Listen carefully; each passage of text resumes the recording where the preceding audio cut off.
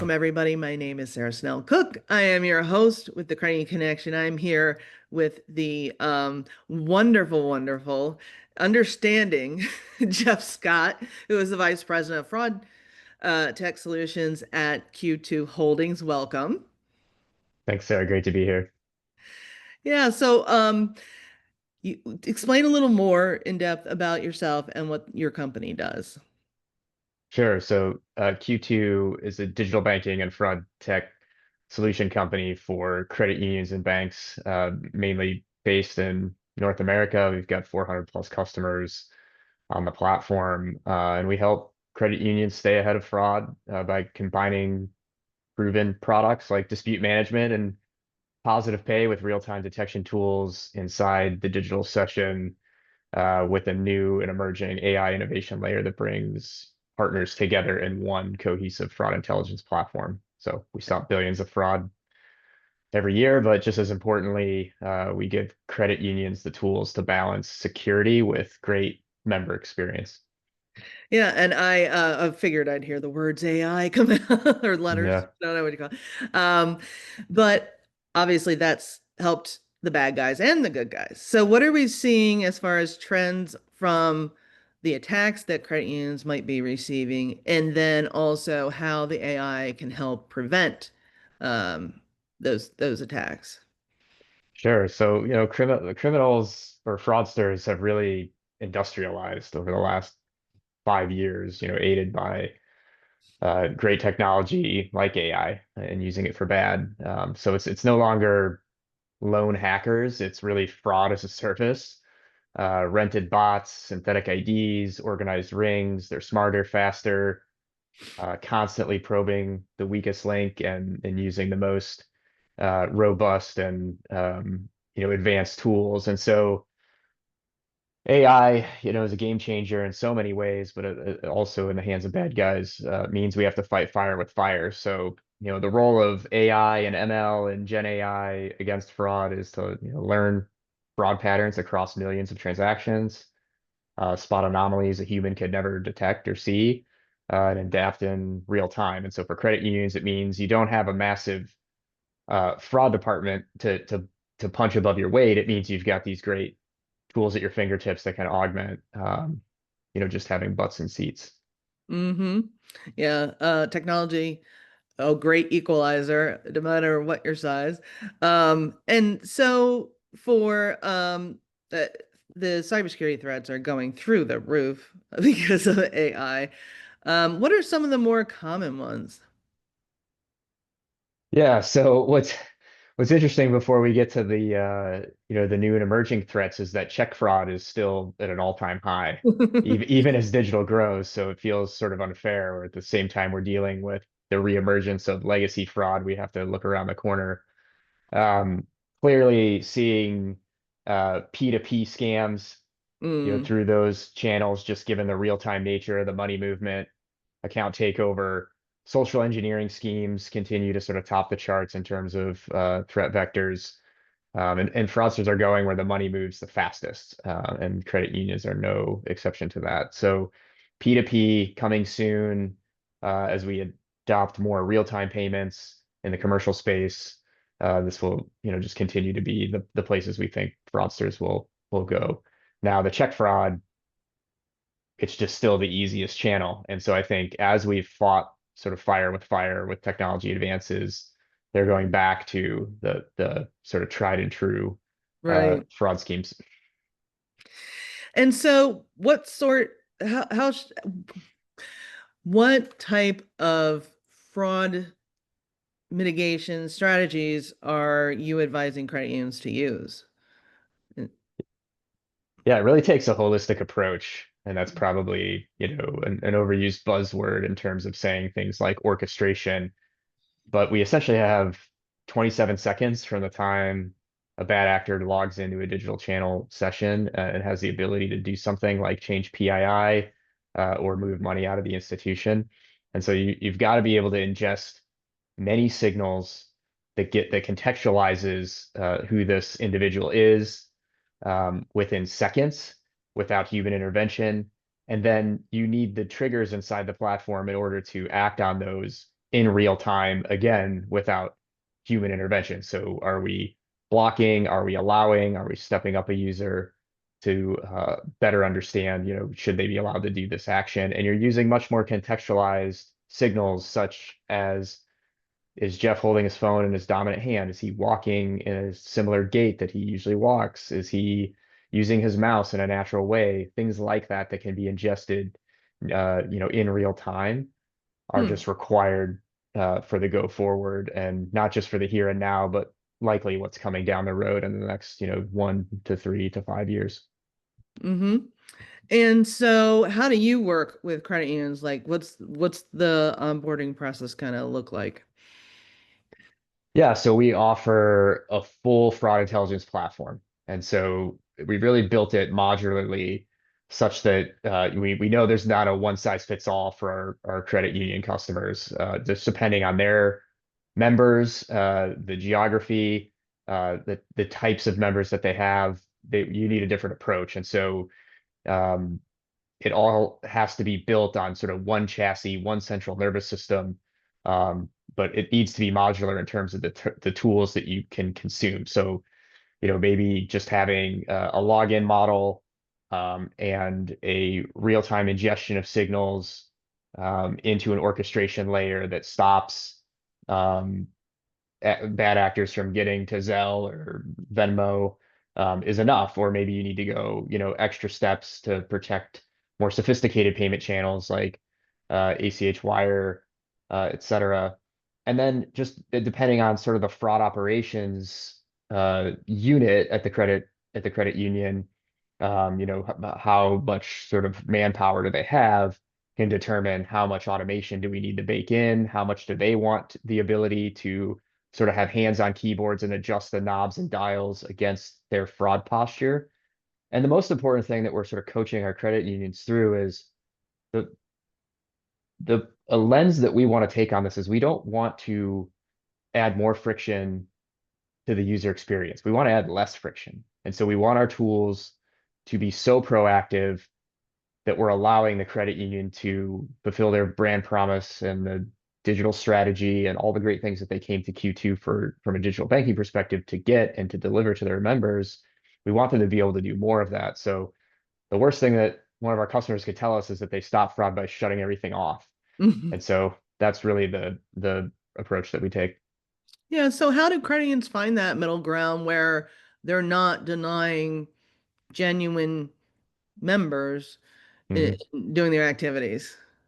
Yeah, it's based on the policies, their configuration, um, and the data that we can ingest. And so in our orchestration layer and our fraud intelligence platform, they've got real-time visibility into their user journeys and the speed bumps that they want to introduce such that they could change them intraday, or they could champion challenger those speed bumps. They could simulate them for a couple of weeks and see sort of what kind of friction would that introduce. Because the last thing you want to do is catch a good member, a good customer in a bad fraud trap. And Hmm. so you've got to have that visibility into the model. And I think the last decade, um, in the industry, we all had black boxes. So the machine learning model that did anomaly detection at the front door or inside the user session, you couldn't really configure it that well. It didn't have a lot of dials, and that's all different now. So the orchestration layers that are available and that we deploy give you full visibility into that entire ecosystem across the credit union such that you can adjust those things up or down so that you can control your member experience. Okay, that's good to hear. Um, and so when you're talking with credit union leaders out and about, what are you hearing or what are you seeing as the most overlooked um, part of the implementing this kind of fraud mitigation technology? Yeah, I think not necessarily overlooked, but because the market is evolving so quickly, it's just confusing. And Mm, so there's a new and better point solution every day for a specific piece of their fraud fighting journey that then they'll come to us as their digital banking provider and say, but how does this work? inside our workflows or our ecosystem with Q2. And so that's why we went on this journey of building out this fulsome platform where we can help them plug in the partners that they would like to use, alongside our native and proprietary solutions, such that they have that sort of modularness, to the ecosystem. But it's really confusion. It's like, what do I need? How much should I be spending on that?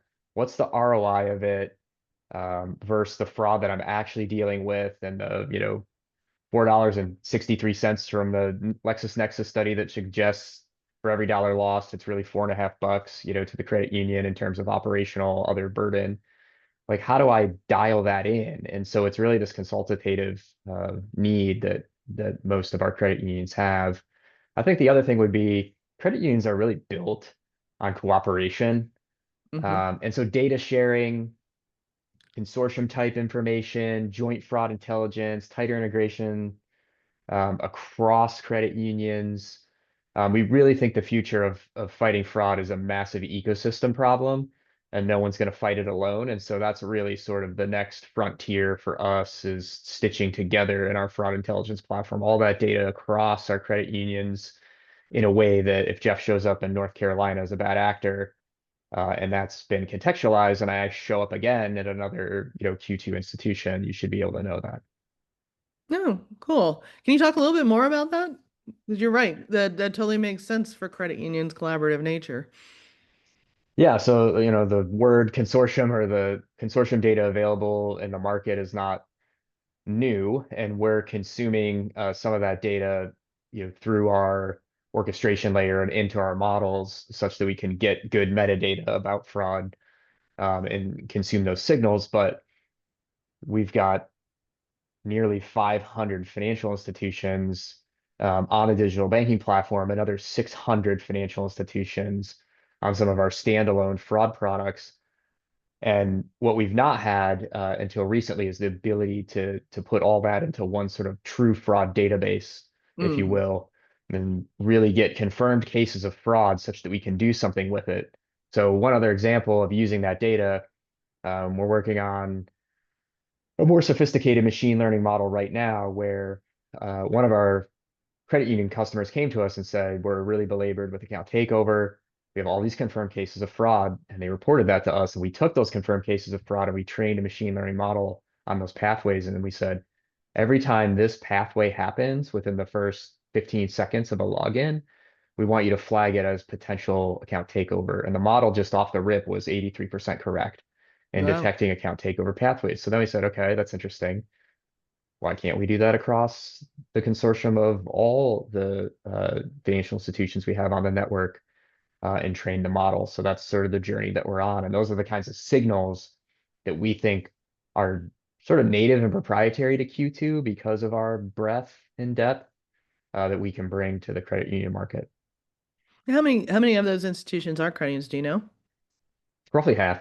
Yeah, cool. Yeah. Um, and so I mentioned earlier, technology, great equalizer. Is it true to say that maybe smaller credit unions would gain even more return than a larger one? I love that question because the answer is yes. And so the really great thing for a lot of our credit unions and smaller credit unions versus, say, a really large financial institution is their data is cleaner because they have less source systems. We have the Mm, ability to ingest it much more simply than, say, a large financial institution, that we've been working with. It's more difficult because they've got many versions of, who Jeff is inside their institution across lots of different source systems, and that makes it more difficult to have an identity centric approach. Not It's doable, and it's still critical to be able to have the orchestration functionality in order to do better with that. But our smaller financial institutions really benefit because they don't have the staff, and so they need the automation. They need tools that can augment uh, the staff that they do have, or it allows them to not have to go add additional headcount in order to use these new and better tools. Now, I think credit unions have kind of gotten to the point where they're fairly well educated about AI, whether they like it or not. They know Mhm. something of, they know a good basics of, they have a good basis of understanding of it. How do you get over the hump, or how do you explain it to people who are concerned that about AI in general still don't quite trust it? Yeah, and that's a valid concern, and we deal with it every day. The thing I would say is that as we've gotten more mature and in using Gen AI models, which is really what's new in the market, in my opinion, in the last like 4 or 5 years, is a large language model. We've been doing machine learning Right. forever. And so I think the visibility into the models is unlike it never is better than it ever has been. So model risk management and all that's required there from a governance standpoint has really matured even in the last year in terms of like what we're being asked for by, financial institution auditors, et cetera. And so the rigor around it is just much more robust. But the thing I would say about um, the data sharing concerns. And if you're using something like an enterprise ChatGPT license and it, at the bottom says we don't use this data to train models, it's not hard to quarantine and contain that financial institution's, data in a safe way, such that they can get benefit from these tools, which I think we're gonna all have to get more comfortable with because we'll need Gen AI and LLMs in order to truly get to a fully agentic uh, world where a large language model wrapped in a workflow is able to take your example dispute investigation to the 1 yard line. And Mm-hmm. you come in the morning, you review what they've done, and you can make a decision to go back and research something or say, yeah, that looks great, let's go. And so we're going to have to advance towards that. And I think it's just, it's an evolution. It's just the same as when early days everyone was worried about, being in the cloud. Mm-hmm. It just evolves and adoption happens. So one of the big issues that people sometimes have with AI is not only, you know, maybe trusting the technology, but a lot of people are concerned this is going to take over their jobs. And you Hmm. talked about augmenting for smaller credit, Yep. but with a larger credit, they might have a larger team. Yep. I really kind of understand that concern. I know Yeah. I've looked into it plenty as a person who does marketing and writing and stuff like that. But how do you what is the situation there? Are we augmenting still, or is it possible that like they're gonna be replaced? What's going on there? Yeah. I guess it's a kind of a cultural question, you know? Yeah. Yeah. Yeah. 100%. I can totally empathize, as a leader of a team with that concern and question. The way we see it, this just replaces um, some of the lower value work that's mundane and sort of task driven and allows, the rest of us to focus on the high value activity. And so instead of spending, your morning looking through, what happened overnight or what's happening, real time in terms of fraud scams, you're getting that analysis and, you know, investigation much more at your fingertips, such that you Mm, can go tune policy, you can spend time on other things related to member experience, and you can really just spend time on higher value tasks. So even in my own team, that's the way we approach it. We hmm literally started with what are the things that we hate to do the most and that are just super time consuming that we could automate. hmm And so that's the way I would approach it. Yeah, absolutely. And makes total sense. I've been hearing that a lot too. So I hope that credit unions are really taking that particular piece in, and the employees too, taking that in and understanding that it's not about replacing them, it's making them more time to engage with members or whatever it is that they're doing. So anyway, I always give my guests the final thoughts. What would you like to leave our credit union audience with? Yeah, I think the thing I would say is don't treat fraud as a cost center. Mm-hmm. Treat it as a trust center, and what credit unions do in the community is just so critical. It's really the fabric of the community. And so fraud event as the single biggest thing that could degrade trust in the community or with the credit union. So treat it as a trust center, treat it as um, an experience center where you can create the great digital experiences because you've got great fraud defenses. Because ultimately, if you don't feel safe, those are the important. Awesome. Well, thank you very much. I appreciate it. We're heading into Labor Day weekend, so enjoy your long weekend. Thanks, Sarah. Appreciate it.